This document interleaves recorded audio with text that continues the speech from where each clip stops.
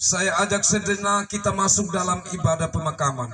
Dan mari dengan ketulusan hati kita datang ke hadapan hadirat Tuhan, pemilik penyelenggara hidup ini, yang berdaulat atas hidup kita, bahkan yang berdaulat atas hidup dan mati. Kekasih-kekasih Tuhan, saya ajak kita bersama-sama menyanyi Kidung Jemaat 26 ayat 1 dalam bahasa Wanokaka. Mampirlah dengar doaku, tengi rangua oyehu mapanamu, laka gera-gera kaya abu heliga, tengi rangua oyehu mapanamu. Tengi rangua oyehu mapanamu, laka gera-gera kaya abu heliga. Laka jera-jera kaya abu heliga, mori yehu tengi rangua, mori yehu tengi rangua, laka jera-jera kaya abu heliga. Laka gera-gera kaya abu heliga. Saya ajak kita naikkan doa pribadi dalam saat teduh. Kita berdoa.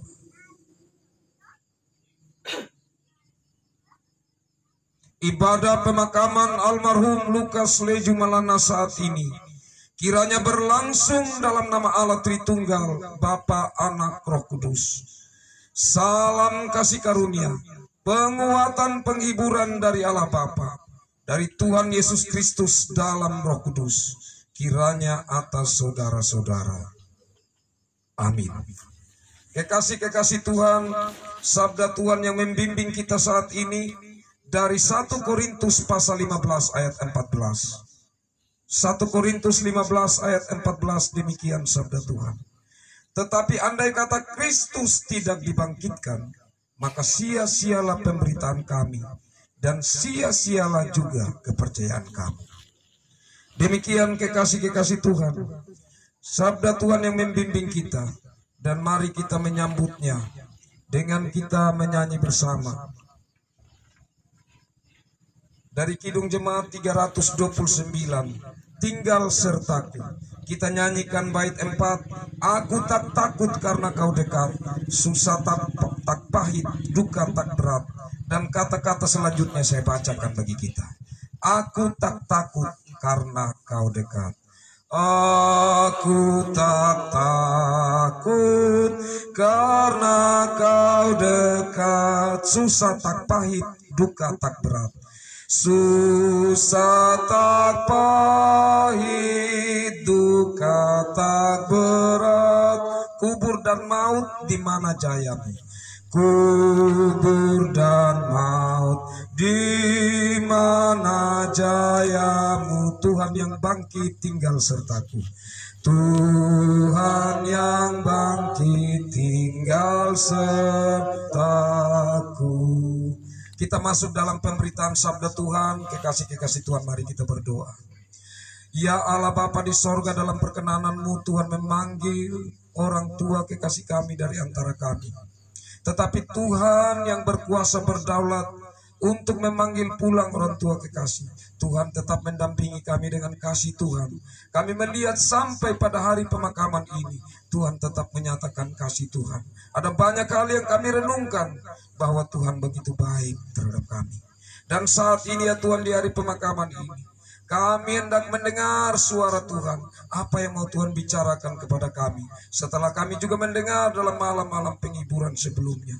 Dan kami mohon Roh Kudus Tuhan menyertai kami, sehingga kami paham maksud firman-Mu ini dan menjadi pegangan bagi kami, khususnya keluarga duka. Mari datang dan berfirman-Lah Tuhan. Dalam Yesus Kristus kami berdoa. Amin. Kekasih-kekasih Tuhan, saya pilih bagian sabda Tuhan dari Filipi pasal 1 ayat 20 sampai 24. Filipi pasal 1 ayat 20 sampai 24, demikian bunyi firman Tuhan.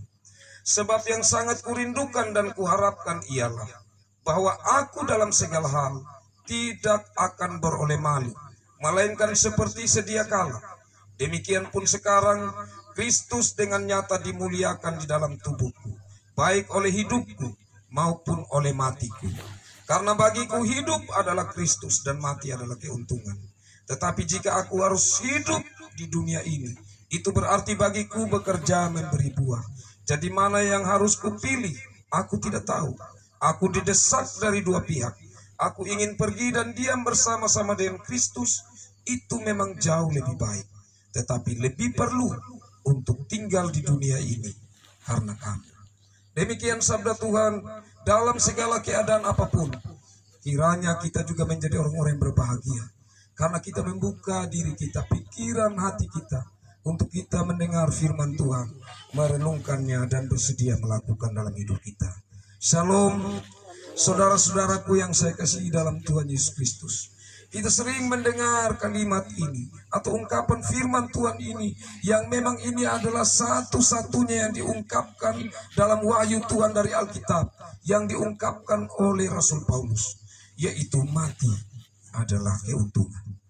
Tetapi kekasih-kekasih Tuhan ini tidak bisa terlepas dari kalimat sebelumnya.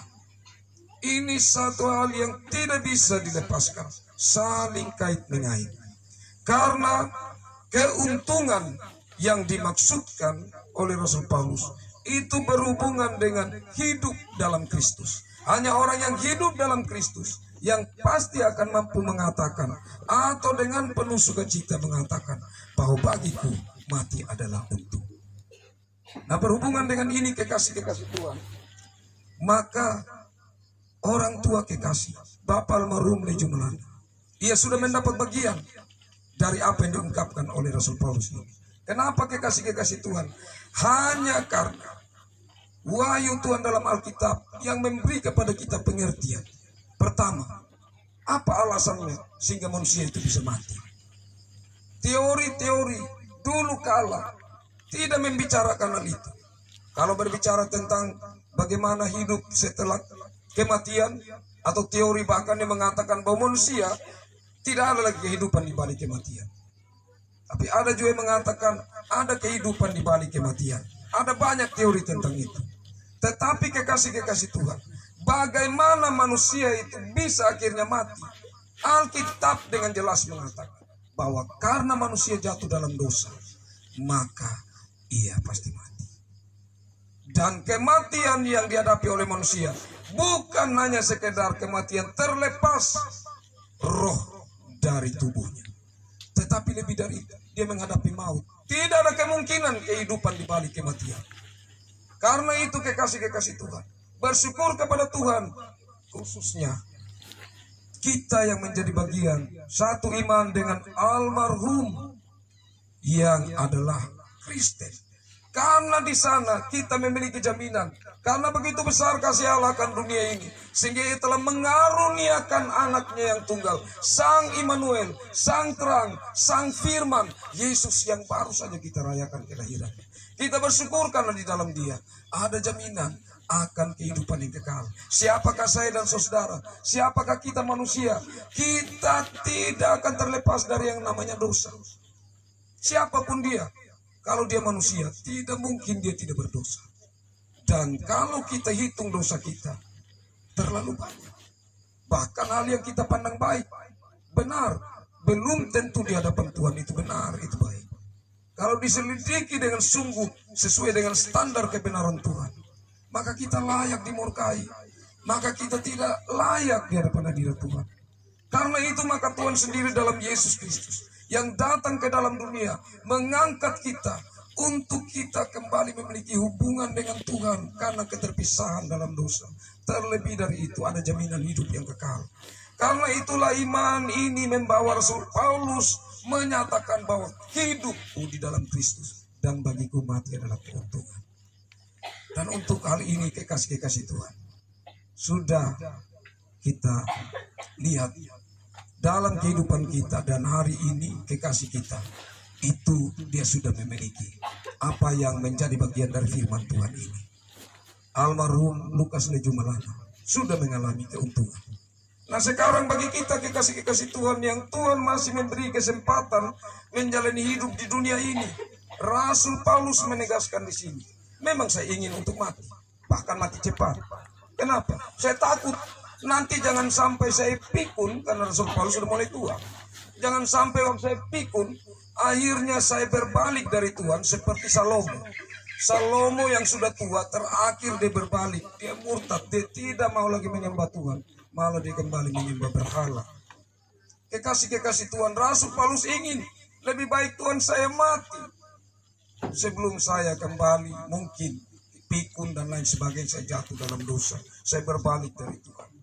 Tetapi kalau Tuhan memang sekarang masih memberi saya kehidupan, maka dia katakan di sini, tapi lebih perlu.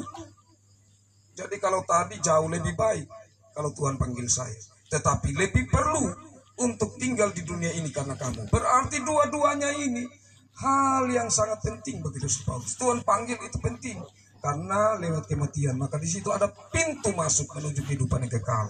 Dan di sisi lain kekasih-kekasih Tuhan, di saat Tuhan masih memberi kesempatan, maka Rasul Paulus berpikir bahwa saya kalau diberi kesempatan maka ada tujuan Tuhan di dalam. Untuk apa? Untuk saya memberi buah. Kekasih-kekasih Tuhan, dan buah yang diinginkan oleh Tuhan adalah tentu buah-buah yang baik. Dalam hal ini buah-buah roh. Dan buah-buah roh itu kekasih-kekasih, satu contoh yang nyata itu dalam peristiwa duka. Karena itu firman Tuhan yang lain mengatakan lebih baik ke rumah duka daripada ke rumah pesta. Karena di sana kesudahan manusia kita dapat lihat dan kita dapat resapi bersama. Di pesta ini berbeda dengan di rumah duka. Seperti ini, Bang. Kalau di pesta kita akan melihat di sana ada orang-orang yang tertentu yang membuat itu. Orang lain yang datang menikmati. Tapi kalau di tempat duka kita semua berperan, sampai yang anak kecil anak juga berperan.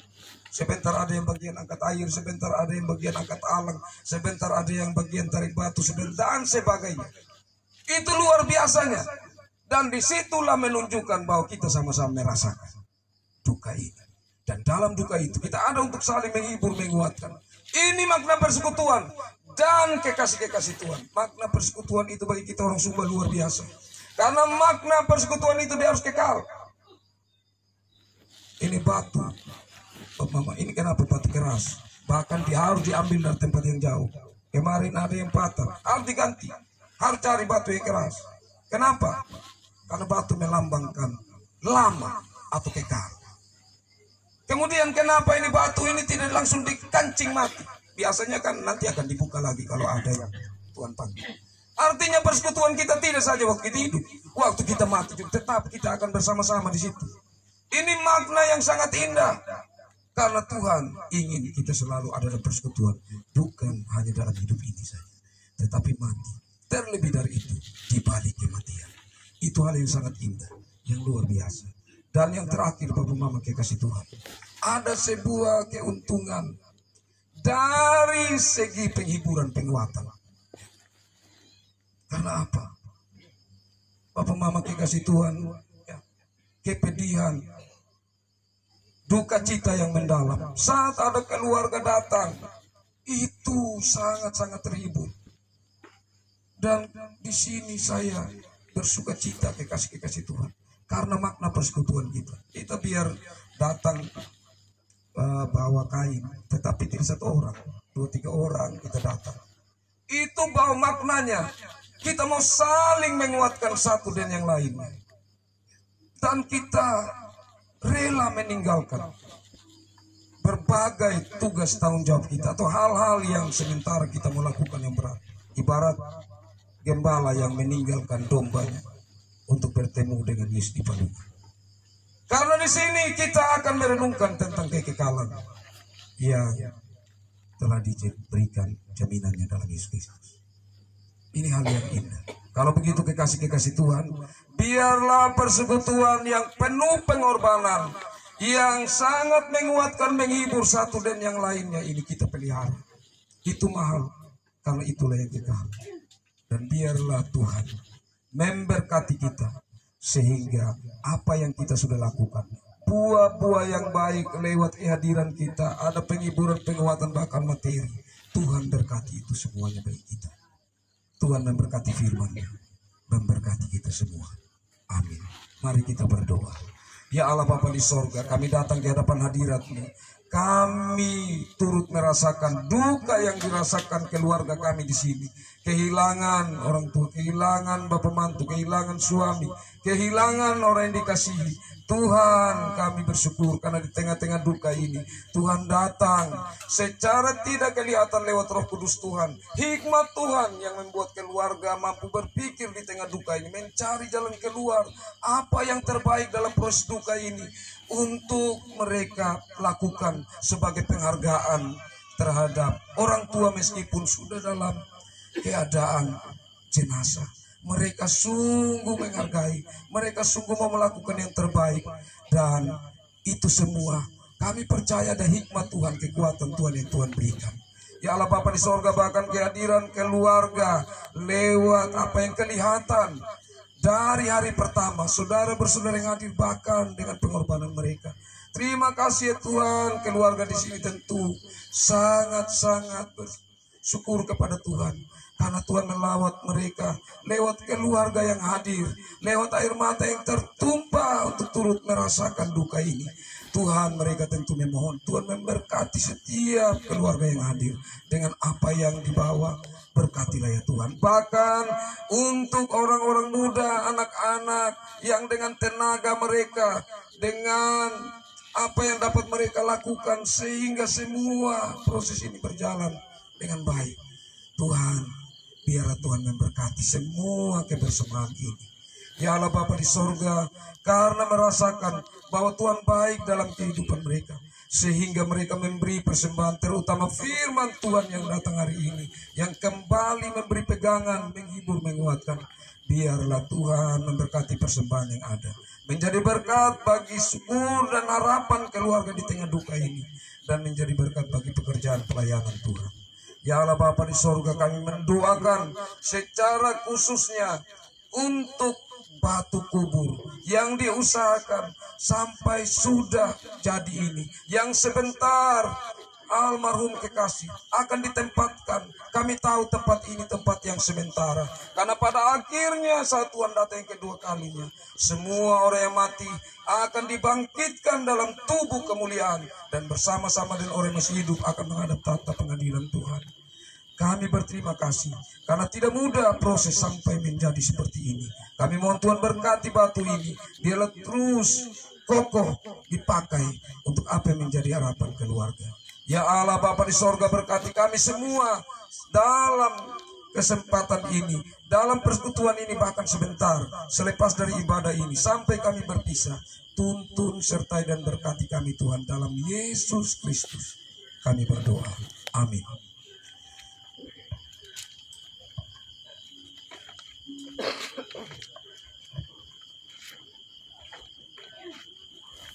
Kekasih-kekasih Tuhan, berdasarkan iman dari almarhum dan iman dari orang-orang yang sudah mati dalam Kristus dan orang-orang yang masih hidup di segala tempat dan waktu, mari kita mengucapkan pengakuan iman lewat pengakuan iman rasuli, dan kita berkata, aku percaya kepada Allah Bapa yang Maha Kuasa, Khalik langit dan bumi, dan kepada Yesus Kristus, anaknya yang tunggal Tuhan kita, yang dikandung daripada Roh Kudus, lahir dari anak darah Maria, yang menderita di bawah pemerintahan Pontius Pilatus, disalibkan, mati dan dikuburkan, turun ke dalam kerajaan maut, pada hari yang ketiga bangkit pula dari antara orang mati, naik ke sorga, duduk di sebelah kanan Allah Bapa yang Maha Kuasa, dan akan datang dari sana untuk menghakimi orang yang hidup dan yang mati. Aku percaya kepada Roh Kudus, gereja yang kudus dan am, persekutuan orang kudus, pengampunan dosa, kebangkitan daging, dan hidup yang kekal. Amin.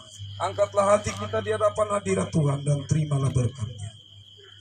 Damai sejahtera Allah yang mengatasi segenap pengertian melingkupi pikiran, hati, dan jiwa saudara-saudara sekalian di dalam Yesus Kristus. Dan kiranya berkat dari Allah Tritunggal, Bapa, Anak, Roh Kudus, beserta saudara-saudara sekalian dari saat ini sampai selama-lamanya. Amin. Mengakhiri akan ibadah pemakaman ini, saya ajak kita bersama-sama menaikkan pujian tiap langkahku dalam bahasa Makaka Napagagu. Napagagu talarangi alaku, enyayai mori maradaga tahaduka Jakarta hadangagu ikuliwa tajung ajarana napagagu tak ada piaku pala na irihu tapado majaga hiku piaku paling magawakingu baku toma tauma amaku. Demikian ibadah pemakaman ini. Terima kasih Bapak Mama semua saudara-saudaraku yang saya kasihi dalam Tuhan Yesus Kristus, untuk kebersamaan kita, untuk ketenangan kita mengikuti ibadah ini. Saya percaya Tuhan sungguh memberkati kita.